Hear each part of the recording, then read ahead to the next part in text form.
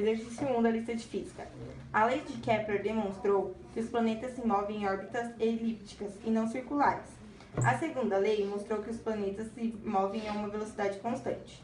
É correto afirmar que as leis de Kepler confirmaram as teorias definidas por Copérnico e são exemplos do modelo científico que passou a vigorar a partir da Alta Idade Média. B. Confirmaram as teorias defendidas por Ptolomeu e permitiram a produção das cartas náuticas usadas no período do descobrimento da América. C. São bases do modelo planetário e geocêntrico e se tornaram as premissas científicas que vigoram até hoje. D. Forneceram subsídios para demonstrar o modelo planetário heliocêntrico e criticar as posições defendidas pela Igreja naquela época. A resposta correta é a letra D, porque as leis de Kepler forneceram informações para o modelo heliocêntrico, que seria o Sol no centro, indo contra o modelo geocêntrico, que é a Terra no centro, que naquela época era defendido pela Igreja. A lei da gravitação universal de Isaac Newton estabelece a intensidade da força de atração entre duas massas. Ela é representada pela expressão F igual constante m1, m2 dividido por raio ao quadrado, onde m1 e m2 correspondem às massas dos corpos. D. A intensidade entre eles. G. A constante universal da gravitação. E F. A força que um corpo exerce sobre o outro. O esquema representa as trajetórias circulares de 5 satélites na mesma massa, orbitando a Terra. Qual gráfico expressa as intensidades das forças que a Terra exerce sobre cada satélite em função do tempo?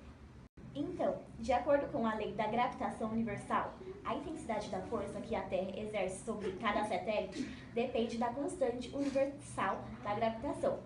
Como todos os satélites possuem a mesma massa e é constante, podemos dizer que G vezes M1 vezes M2 igual a K. Portanto, F igual a K dividido por D. Como K é constante nesse exemplo, podemos dizer que quanto maior for a distância, menor será a força de atração, o que está bem representado no gráfico B. Então, a resposta correta é a B. Exercício número 3. A notícia satélite brasileiro cai na Terra após o lançamento falhar. Relata que o satélite, desenvolvido em parceria entre Brasil e China, foi lançado no espaço a uma altitude de 720 km e com uma velocidade abaixo da necessária para colocá-lo em órbita em torno da Terra.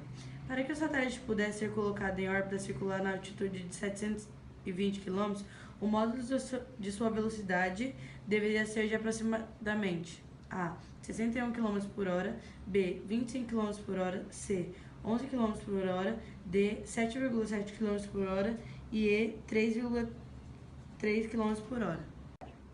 Para que o satélite mantenha-se em órbita circular, temos R é igual a FG. A massa, que é essa daqui, vezes a velocidade ao quadrado, que a gente não tem, e a gente vai encontrar, dividido pelo raio, que é o D. A igual a constante, que é o G, vezes a massa, vezes M, dividido por raio ao quadrado. D é igual a R mais H, que é igual a 6.720 km. Velocidade é igual a constante vezes M, dividido por D, que é igual a 6,7 vezes 10, elevado a menos 11, vezes 6 vezes 10, elevado a 24, dividido por 6,72, vezes 10, elevado a 6. Tudo isso sobre raiz. E achamos o resultado, que é igual a velocidade, que é igual a 60 vezes 10 elevado a 6 sobre raiz, que vai dar igual a 7,7 vezes 10 ao cubo metros por segundo. E a alternativa correta é a letra D. Exercício 4. Considere 2 satélites artificiais ST em torno da Terra. S descreve uma órbita elíptica com semi-eixo maior A e tem uma órbita circular de raio A. Com os respectivos vetores, posição RS e RT, com origem no centro da Terra, é correto afirmar que A. Para o mesmo intervalo de tempo, a área varrida por RS é igual à varrida por RT. B. Para o mesmo intervalo de tempo, A área varrida por RS é maior que a varrida por RT. C. O período de translação de S é igual ao de T. D. O período de translação S é maior que o de T. E. Se S e T têm a mesma massa, então a energia mecânica do S é maior que a de T. Pela terceira lei de Kepler, o período de revolução é proporcional ao semi-eixo maior elevado a 3/2. Como as duas órbitas possuem o mesmo tamanho A do semi-eixo maior, os períodos são iguais. A resposta é a letra C. A alternativa D contradiz a C, então está logo errada. Pela segunda lei de Kepler, a taxa com que a área é varrida é constante, assim como a área total da órbita. S igual a πab é menor que a área total da órbita T, igual a πa elevado a 2. As alternativas A e B estão erradas. Exercício 5. Saturno é o sexto planeta a partir do Sol e o segundo maior em tamanho do Sistema Solar. Hoje são conhecidos mais de 60 satélites naturais de Saturno, sendo que o maior deles, Titã, está a uma distância média de 1.200 km de Saturno e tem um período de translação de aproximadamente 16 dias terrestres ao redor do planeta. Tétis é outro dos maiores satélites de Saturno e está a uma distância média de Saturno de 300 milhões de quilômetros. Considere. Primeira lei de Kepler, lei das órbitas. A segunda lei de Kepler são a lei das áreas e a terceira lei de Kepler, lei dos períodos. O período aproximado de translação de Tétis ao redor de Saturno em dias terrestres é A, 4, B, 2, C, 6, D, 8 e 10. Como podemos ver, o exercício nos deu os seguintes dados. R1 é igual a 1.200.000 km, que é igual a 12 vezes 10 elevado a 5 km. O R2 foi de 300.000 km, que é igual a 3 vezes 10 elevado a 5. E o T1, que foi igual a 16 dias. E aqui nós temos o T2, que a gente não tem, que precisa descobrir, dividido pelo T1, que são 16 dias ao quadrado, que é igual a R2, dividido por R1 elevado ao cubo, que é igual a T2 ao quadrado dividido por 16, que vão ser duas vezes, a gente vai multiplicar duas vezes o T1, que é igual a 3 vezes 10 elevado a 5, dividido por 12 vezes 10 elevado a 5. Somando tudo, a gente T2 elevado ao quadrado, dividido por 256, que é igual a 1 sobre 4 elevado ao cubo, que é igual a T2 sobre 2 é igual a 256 dividido por 64, que é igual a 4. T2 vão ser... O resultado final é igual a 2 dias. E a resposta correta é a letra B. No dia 5 de junho de 2012, pode-se observar em determinadas regiões da Terra um fenômeno celeste chamado Trânsito de Vênus, cuja ocorrência se dará em 2017. Tal fenômeno só é possível porque as órbitas de Vênus da Terra em torno do Sol são aproximadamente clopanares e porque o raio médio da órbita de Vênus é menor que o da Terra. Portanto, quando comparado com a Terra, Vênus tem A. O mesmo período de rotação em torno do Sol, B. Mesmo período de rotação em torno do Sol, C. Menor velocidade angular média na rotação em torno do Sol, D. Menor velocidade escalar média na rotação em torno do Sol e menor frequência de rotação em torno do Sol. Exercício 7 da lista de física. De acordo com a terceira lei de Kepler, o período de resolução e o raio da órbita desse planeta em torno do Sol obedece à relação TJ sobre TT elevado a 2 igual a RJ sobre RT elevado a 3, em que TJ e TT são os períodos de Júpiter e da Terra, respectivamente, considerando as órbitas circulares representadas na figura. O valor de TJ em anos terrestres é mais próximo de alternativa A, 0,1, alternativa B, 5, alternativa C, 12, alternativa D, 125. Aqui estão as informações que o exercício nos deu. E aqui, RJ sobre RT, que no caso é 7,5 vezes 10 elevado a 11 e 1,5 vezes 10 elevado a 11. Que nós chegamos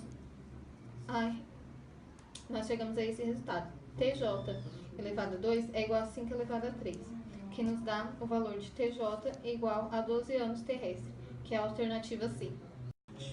Exercício 8 da lista. A força gravitacional entre dois corpos de massa M1 e M2 tem módulo de F igual a constante M1 vezes M2 sobre R elevado a 2, em que R é a distância entre eles e a constante é 6,7 vezes 10 elevado a menos 11. N vezes M elevado a 2 e quilograma elevado a 2. Sabendo que a massa de Júpiter é MJ igual a 2,0 vezes 10 elevado a 27 quilos e a massa da Terra é MT igual a 6,0 vezes 10 elevado a 24 quilos, o módulo da força gravitacional entre Júpiter e a Terra no momento de maior proximidade é, alternativa A, 1,4 vezes 10 elevado a 18 N, B, 2,2 vezes 10 elevado a 18 N, C, 3,5 vezes 10 elevado a 19 e D, 1,3 vezes 10 elevado a 30. Aqui nós fizemos as contas com as informações que o exercício nos deu, que deu F é igual a 2,2 vezes 10 elevado a 18 N, que é a alternativa B. Exercício 9. Na ficção científica Estrela de H.G. Wells, um grande asteroide passa próximo à Terra, que em consequência fica com a sua nova órbita mais próxima do Sol e tem seu ciclo luar alterado para 80 dias. Pode-se concluir que, após o fenômeno, o ano terrestre e a distância da Terra-Lua vão tomar-se respectivamente a. Mais curto, aproximadamente a metade do que era antes. B. Mais curto, aproximadamente 2 vezes o que era antes. C. Mais curto, aproximadamente 4 vezes o que era antes. D. Mais longo, aproximadamente a metade do que era antes. E. Mais longo, aproximadamente 4 vezes do que era antes. De acordo com a terceira lei de Kepler, se a Terra se aproxima do Sol, o seu período de translação vai diminuir, ou seja, o ano terrestre fica mais curto. Em 1665, Isaac Newton enunciou a lei da gravitação universal, e dela pode-se obter a aceleração gravitacional a uma distância d de um corpo de massa m, dada por g igual a constante m sobre distância ao quadrado, sendo constante 6,7 vezes 10 elevado a menos 11, nm ao quadrado sobre kg ao quadrado, a constante de gravitação universal. Sabendo-se o valor de constante, o raio da Terra e a aceleração da gravidade na superfície da Terra, foi possível encontrar a massa da Terra, mt, igual a 6,0 vezes 10 elevado a 24 kg. A aceleração gravitacional sobre um determinado satélite orbitando a Terra é igual a g igual a 0,5 ms ao quadrado. A distância aproximada do satélite ao centro da Terra é a. 1,7 vezes 10 elevado a 3 km, b. 4,0 vezes 10 elevado a 4 km, C. 7,0 vezes 10 elevado a 3 km e D. 3,8 vezes 10 elevado a 5 km. Nós temos como dados o MT, que é 6,0 vezes 10 elevado a 24 kg, a constante, que é 6,7 vezes 10 elevado a menos 11, e o G, que é 0,25 ms. Então, da expressão dada, G é igual a constante vezes m dividido por d ao quadrado, e d, que é constante, vezes mt, sobre g na raiz. 6,7 vezes 10 elevado a 11, menos 11, vezes 6 vezes 10 elevado a 24, sobre 0,25, tudo isso na raiz é igual a 16 vezes 10 elevado a 14, que é igual a 4 vezes 10 elevado a 7m, que aí seria a alternativa B, que é 4 vezes 10 elevado a 4m. Considere um segmento de reta que liga ao centro de qualquer planeta do Sistema Solar ao centro do Sol. De acordo com a segunda lei de Kepler, Tal segmento percorre áreas iguais em tempos iguais. Considere, então, que em dado instante deixasse de existir o feito da gravitação entre o Sol e o planeta. Assinale a alternativa correta. A. O segmento de reta em questão continuaria a percorrer áreas iguais em tempos iguais. B. A órbita do planeta continuaria a ser elíptica, porém com focos diferentes, e a segunda lei de Kepler continuaria válida. C. A órbita do planeta deixaria de ser elíptica e a segunda lei de Kepler não seria mais válida. D. A segunda lei de Kepler só é válida quando se considera uma força que depende do universo, do quadro, das distâncias entre os corpos e, portanto, deixaria de ser válida. E E. O planeta iria se dirigir em direção ao Sol. A resolução.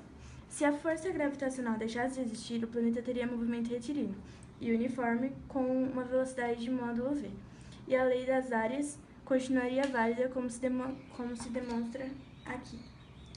A área varrida pelo raio vetor do planeta é dada por A igual a d vezes h sobre 2. Sendo uniforme o movimento do planeta, resulta d é igual a vt,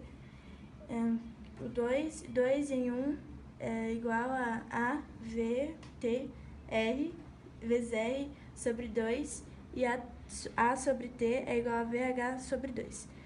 A sobre t é a velocidade aerolar do planeta, que continua sendo constante, atestando a validade da segunda lei de Kepler, que seria a alternativa A.